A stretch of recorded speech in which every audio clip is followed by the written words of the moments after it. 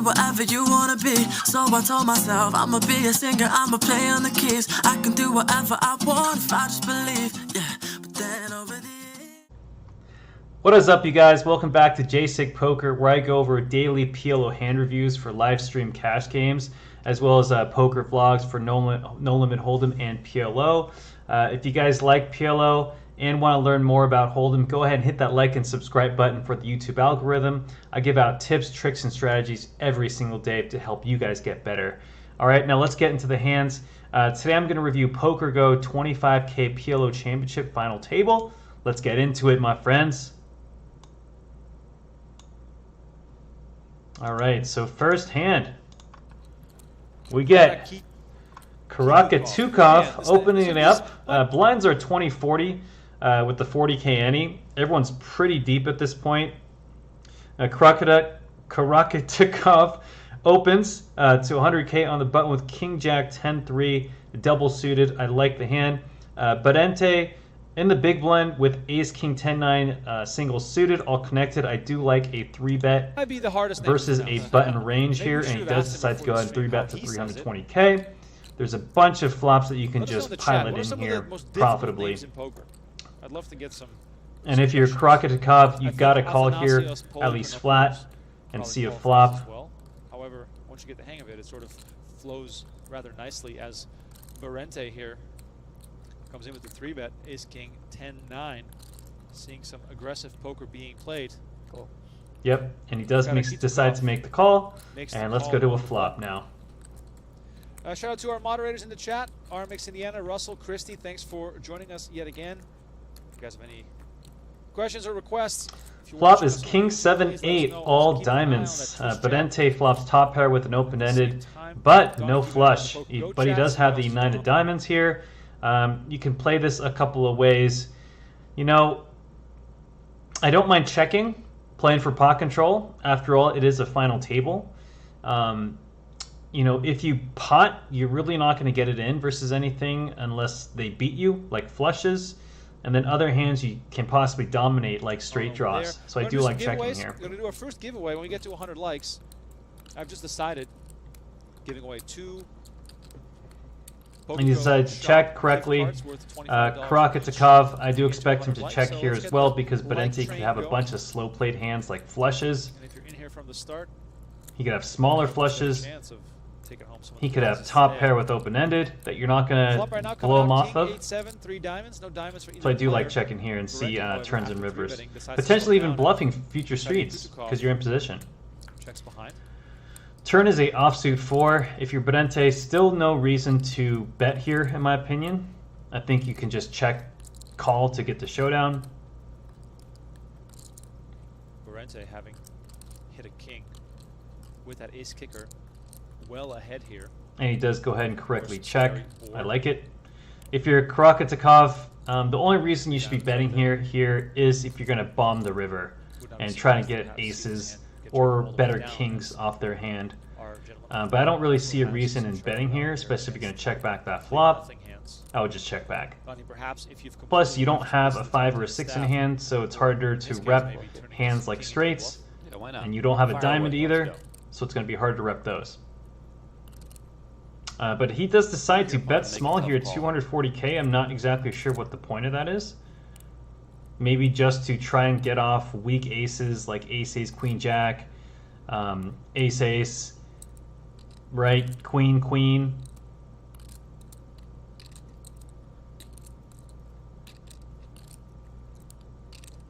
And I don't expect Badente to go anywhere versus that small bet. This is almost the perfect hand to call with, actually. And he does decide to make the call. Now, if you're Karakatukov, you got to try to think about what Badente can have here. His possible hands are hands like ace-ace 6-9, ace-ace 9-10, ace-king 9-10, weak flushes, right? Weak 2 pairs. So if he does call the turn, you may have to bluff the river if you're going to bet the turn. For 240K, very good. And the river comes a offsuit 7. So Badente has about 670K in a $1.2 million pot. I expect him to go ahead and check again here. Leading would sort of make sense. You know, if he has a hand like King 8, King 4.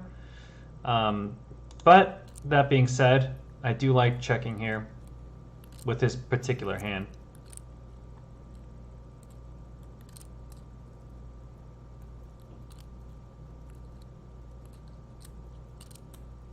Now, Karakitakov has a real decision here. He's not going to ever be good here, especially after Benente check calls the turn. So, you know, my thinking here is, you know, you can go all in, right? You could potentially get aces off a high percentage of the time. A hand like 2 pair aces is not going to call you very often because now 7-8 gets there. Pocket 8s, right? Pocket kings would probably bet the flop. King 7, right? Any flush that check back the flop can now bet here profitably. So if you're Karakitakov, you know, you could potentially bluff this river if you're going to bet that turn. And he is thinking about it.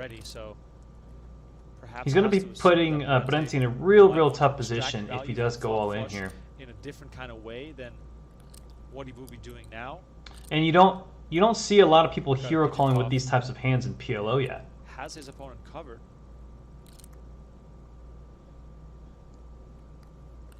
Let's see what he does. I'd love to see a shove here, just for the entertainment value. Put this man under He pressure. does decide to make the check, does not want to go for it or risk all those chips. Honestly, don't blame him, but I would have preferred him to go all in there. Or at least just check back that turn. All right, but let's go to the next one, my friends.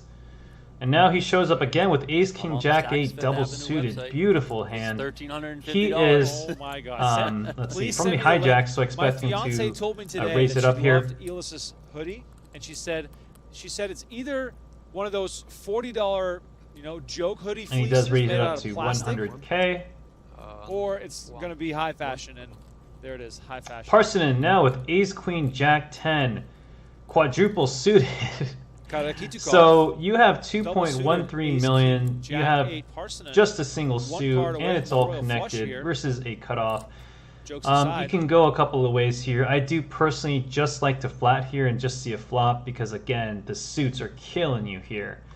You know, I would, and plus you're out of position. At least coming with a little bit of a rundown here. And Krakatov has a lot of chips, so if you lose a big pot for him, you're going to lose a ton of chips. But he decides to be aggressive in 3-bets to 340K. I don't expect Krakatov to go anywhere here. If he had a 10 in his hand, probably a 4-bet, right? 8 or 9, probably just a flat. Jam it all in there with that double suited ace king. He could, if he because Parsonen's 3-betting range is probably a bunch of kings, aces, double suited queens that are connected. And yes, he decides to make the call. So we are in a pretty big pot, 760K pot. Karakitakov has about a pot size bet left. I'm expecting Parsonen to jam if he hits any sort of piece of that flop. 70K behind. And the flop comes 10, King, 5. None of these guys are going anywhere.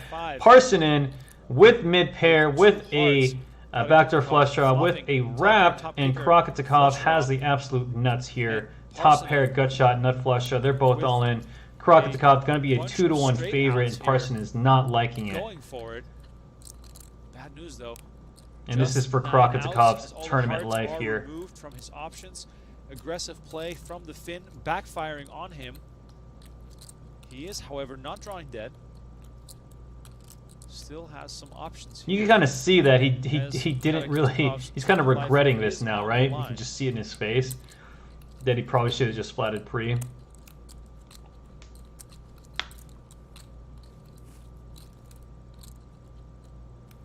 Let's see if the turn or river. He could still get lucky. Still 30% equity. Still 30% equity. The thing he's most disappointed in is clearly the fact that his ooh, and he is absolutely dead at this point. Very nice turn for Karakitakov. And he doubles up to 2.1 million. He is now back in the race. He's sitting at about 4th place now. Now Parsonen you know, Up to 2.1 lost a ton million of chips as there. Parson is now down. All right, so let's get to the next hand. As we are, I've started to compile sort of my favorite hands of the year. We're going to do some compilation videos on our YouTube channel, so don't miss any of that. Donnie, what comes to mind when you think of the best hands or moments of 2023? I mean, All right, think the top one Budente, has wow, to be what a Daniel monster. Lyman's liking Ace, that queen, jack on the queen, turn. jack, Oh my single God. suit Which with the I nut watched suit on the 2 button. days ago. Expect him Probably 10 to times. I just kind of stumbled upon it. I was raise like, here you know and what, I at gotta watch least this call again. or 4-bet get it in versus someone think who's that's 3-betting. up there. Let's see what happens. Ooh, Parsonen sure I just can shows up with picture ace, queen, one 7. We just saw that he can 3-bet non-hands, hands that are worse than ace with that ace, queen, jack, 10 quadruple suited. I expect him to, you know, pot here. He only has a little bit left. A pot size bet is pretty much committing his stack. Just because he plays so And many expect crazy hands. Budente Like the to hand go when he all in busted here as Helmuth, well. you know, Just a like massive the hand cooler when for he both had, guys. I want to say it was like 10 But eights Parsonen in and really busted good two shape here players at because the he same time, blocks stuff like that, Budente's outs. Here 73% we have favorite Parsonen all actually. in. He's got the So aces. Budente is going to see the bad He's news. looking good here. Unlucky Wow, for Budente Budente. But Only he could has still get lucky. 45,000 chips more.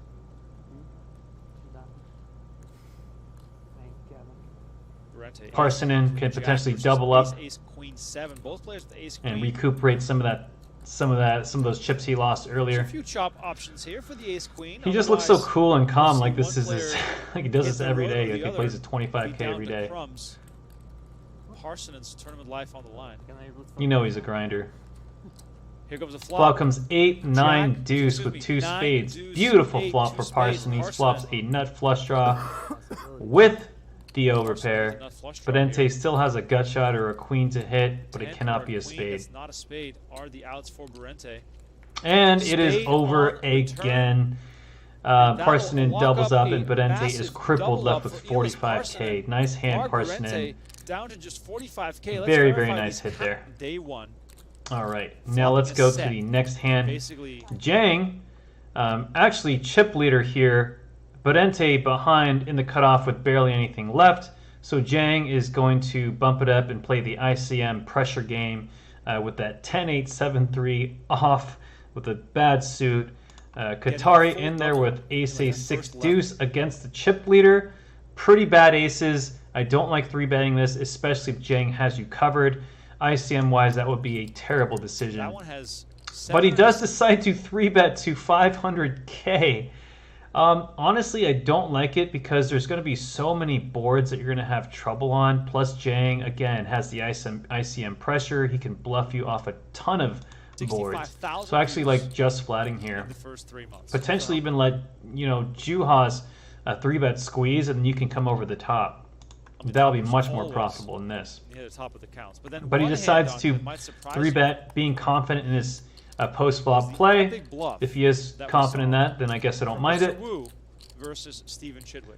And Jang is now contemplating what to do with 10-8, 7-3. Yeah, expects him to call, especially being this deep. Gotta Can't love possibly Wilson. fold heads up, having position. Always producing the goods. Let's go to a flop. Flop is queen 7-5, 2 clubs. Qatari now in a very interesting spot. You have aces and overpair with a small flush draw. In my opinion, I would like to just check and jam. I don't like betting. Seeing a turn, there's a ton of turns that can be terrible for you, like a 4, 6, 8, 9, queen, king, jack, whatever. Even a club, you make a small flush. So I would prefer to check here, either pot control or just check jam. Jang here with top or middle pair with a backdoor straight draw and a 8 of clubs. I expect him to just check here, trying to realize equity. You don't want to bet and have Qatari jam and blow you off all that equity.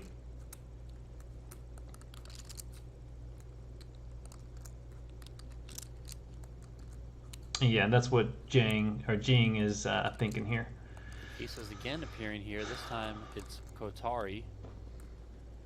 Ging opens. He decides to check. Qatari 3-bet from the small Turn blind. is a 9. Call Absolute great card for Jing. check. Terrible card for Qatari. You know, now what are you going to do? Check, call turn, and check fold a bunch of rivers? I think you just have to check at this point. You know, if it gets to Jang, expect him to bluff. He has an open-ended now with the pair and an 8 blocking 6-8. On the queen, So I do love 7-5 barreling this if you're club Jang. flop. Katari actually ends up leading 400K, which is super, super interesting. I'm not really sure what that means, right? What is Katari doing at this point? So if I'm Jang, honestly, I like 3-betting here. You know, I like 3-betting. If Katari jams, you can just fold your equity. You're not going to have him beat, but you're repping the straight. If Katari has anything like ace, king, jack, you know, ace, 10-9, he'll most likely fold the turn, or if not, the river. So I like potting it up here and putting a lot of pressure on Katari. Ging. Katari's got those aces. So I do like making it maybe 1.6 million, 1.8 million, Flop the pair of sevens. and leaving yourself some money to fold if Katari does go all in. Katari came with Yeah, now Jang's hand looks like a draw, right? Looks like a pair with a draw. So Katari is actually loving that river, the deuce. That's a nice blank. And if you're Jang now, it's going to be hard to rep, right? Because you just flatted the turn. All the draws missed. If Katari has aces, he can probably hear you a very, very high percentage of the time. But if you're Jang and if you have a hand like 9-7, 9-5, Queen 9, Queen 9 would most likely fire that turn or re-raise it. So Jang really doesn't have a lot of credible bluffs here. But let's see what he does. And he decides to check and give up. And he does end up losing that $2 million pot. That is a crucial spot. And that is going to give you know, Katari he could have won that hand by bluffing there. But yeah, if you guys like this video, hit the like and subscribe button. Tell me, you know, what you guys think. Would you guys have played it as a raise on the turn or a flat on the turn? If you have any questions or you know, comments in regards to the hands, go ahead and let me know in the comment section. But go ahead and hit that like, subscribe button as well if you want to learn how to play PLO, whether it's cash games or tournaments or no limit hold'em. All right, so until the next video, peace out, you guys.